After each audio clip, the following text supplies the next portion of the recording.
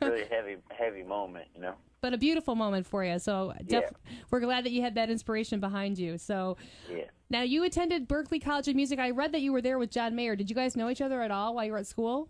I don't know how long John was there for, because I sort of just kind of showed up for the cafeteria one day and kind of left. Oh. I was there very briefly. You know? I mean, I was there for maybe a semester and a half. Okay. But I didn't know John at the time. I mean, I don't know. I don't remember ever helping him pick up his books or anything like that. Bumping into him, be like, "Hey, let me help with your book." You guys didn't fight over the same girl or anything in school, huh? No, there were actually no girls at that school. Oh, really?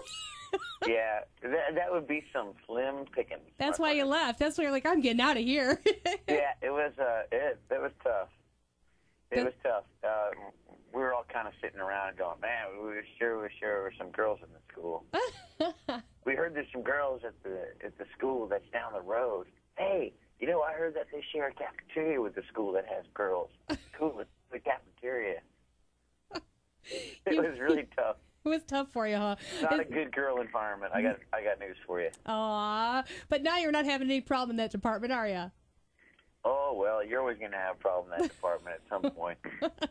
You know, it's you may attract one, and then at the same time, maybe they don't like the things that you say or do. Well, yeah, that's kind of relationships, isn't it? Yeah, it makes it difficult, doesn't it? It does. I need somebody who just says yes to everything. That's what you need? Well, good luck with that one, Gavin. Can't I just find somebody who nods their head a lot and just goes, yes, whatever you say? We'll get you a little talking robot, okay? Oh, Gavin, you're right again. You got me. Yes, Gavin, you're always right. How do you like it? Did I get the part or what? Hey, you know what? Will you go out with me? There you go. You know, you're pretty fun. I knew you'd be a fun guy. I knew you were going to be a joker. That's awesome. What is Gavin Degraw like around family and friends? Just like this? Is this kind of how you are with everybody when you're out doing the music stuff? Pretty normal. Yeah, I think this is about how I am. Yeah? You're a jokester, all the huh? time. Yeah, I'm a full tilt pain in the ass. And you love it, too, don't you? Kinda. Now, is there anyone... You know, sometimes I say the wrong thing, but it's not because I'm trying to. I'm just trying to be funny, and people don't take it the right way. Okay, but you got a good heart. We can tell you mean well, right? I'm trying. Now, I think so. Oh, who would you be starstruck to meet? Is there anybody that if you met them, you'd be like, wow, this has been my idol for years, and wow. Okay, well, here's how this one goes. It goes a couple different ways. Oh, man, hold on. I'm getting pulled over. Oh. Man, I hope he doesn't look in the trunk. You're in trouble. Yeah. Well, here's where that gets interesting. Probably my biggest idol when I was a kid, when I was like an early teen, I was a big Billy Joel fan. Like my favorite musician of all time. Right. Billy Joel, Elton John, you know, these guys, the Beatles, Springsteen. But, oh, man, another cop. Man, I'm dangerous. What did you do? I'm a dangerous man. You are. Well, I've met those guys. You know, I've met Billy Joel and I've met Elton John, and I think I was pretty well poised when I met them. But for some reason, one time I was at this party, and there were all these people there. You know, it was like Ben Stiller and Owen Wilson and John Mellencamp and oh my God, there were so many stars there. It was actually kind of weird. Charlize Theron, but when I met Tom Hanks, I don't know why, but I couldn't talk. It's like my tongue felt like it was 10 pounds. I was like, "Can I come? I'm good."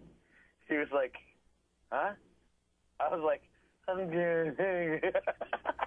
And he had to get a kick out of that. He probably laughed himself a little bit too that time. It was absolutely terrible. I was like, Gavin Degraw. I'm Gavin Degraw, Mr. Tom. Nice to meet you. And then I just shook his hand, and I wouldn't let go. I just kept looking at his head. I was like looking at him in the face, and he was shaking my hand. And it got to the point where, like, I could see him kind of like looking down at his hands, kind of like, at what point will you let go of my hand? that was the day I got my restraining order. I was just thinking Tom Hanks probably got a little scared. That's Yeah. what he just said. Oh my God. Yeah, and then he goes, well, Gavin, he has to pull his hand out of my grip. Then he makes a pound. He gives me pound. He goes, well, it's nice to meet you, Gavin. He's probably running for the nearest exit too, right? Yeah, exactly. And then, that was a pretty bad one. And I remember I met Morgan Freeman one time. That didn't go so hot either. He'd be pretty intimidating, I think. Morgan would be. I think he's an all right guy. It's just like I was like, hi, Miss Freeman. I just did this event that you were at. It's nice to meet you.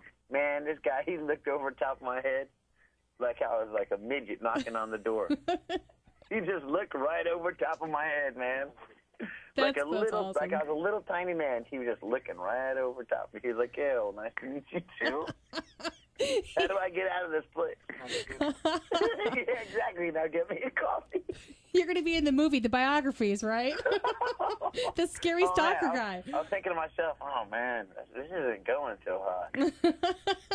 That's awesome. So, Gavin, what do you like to do in your free time when you actually have a little bit of time to yourself?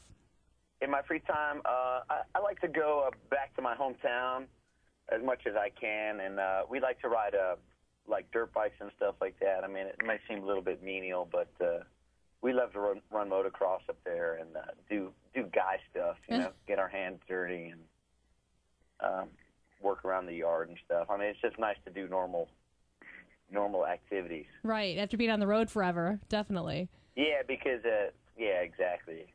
So what do you have planned after your tour? What's next for Gavin Degraw? What's next for Gavin Degraw? After I shoot this video, I'm going to probably tour for the next couple of years. I mean, I really don't have any plans of coming off the road anytime soon. So, wow. Yeah, so I sort of do it like a beardless Willie Nelson. You're a gypsy, a traveling gypsy, Gavin. Kind of. Yeah, pretty much. Well, that's fantastic. We are looking forward to seeing you Monday night at Clutch Cargo's in Pontiac. What can your fans expect from your live show? Oh, wow. Well, I think that they'll like it if they come. I mean, I really do focus most of my energy on putting on a respectable live show and something that people will be impressed with. Something that they'll be proud to say they were at the show and they got to see a really great show. I mean, that's definitely my goal, is to put on a great show. I don't do a dance routine. You know what I mean? Yeah. I'm a singer. I'm a musician. So there won't be much pyrotechnics or lasers or backup dancers. But you will get to see some real musicians. And that's a really good venue. Actually, Clutch Cargo's is a very good acoustic venue, so your voice is going to really stand out in that venue. It should be really awesome. Great. Yeah, I'm you'll like forward it. To that. You'll like it for sure. Well, thank you so much, Gavin, for taking time to talk with us today. It's my pleasure. Thank you so much. Really, really nice. Oh, I was looking forward to seeing you, man, and I'm still going to take you up on the date offer. I hope you do, but just remember, just agree with everything I say. Yep. Yes, Gavin. Yes, Gavin. Yes, Gavin. You're so